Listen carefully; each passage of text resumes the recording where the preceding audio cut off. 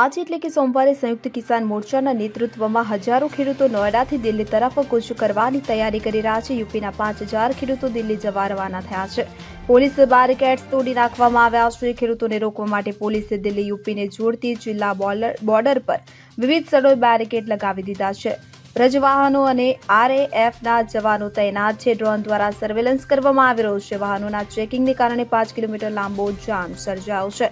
આ કારણે નોઈડા એક્સપ્રેસ વેને બંને બાજુથી બંધ કરી દેવામાં આવ્યો છે। આ પહેલા બપોરે 12 વાગ્યાથી નોઈડામાં મહામાયા ફ્લાયઓવર પાસે 5000 ખેડૂતો એકઠા થયા હતા। જ્યારે તેઓ સંસદનો ઘેરાવ કરવા દિલ્હી તરફ આગળ વધ્યા તો પોલીસે તેમને રોક્યા।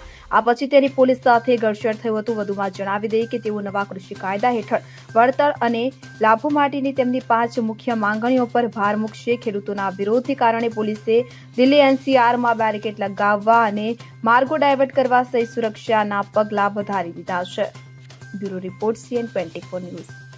હવે જુઓ દેશ દુનિયાની તમામ ખબરો તમારી આંગળીના ટેરવે। ઉઠાવો મોબાઈલ અને ગૂગલ પ્લે સ્ટોર પરથી ડાઉનલોડ કરો અમારી CN24 ન્યૂઝ મોબાઈલ એપ।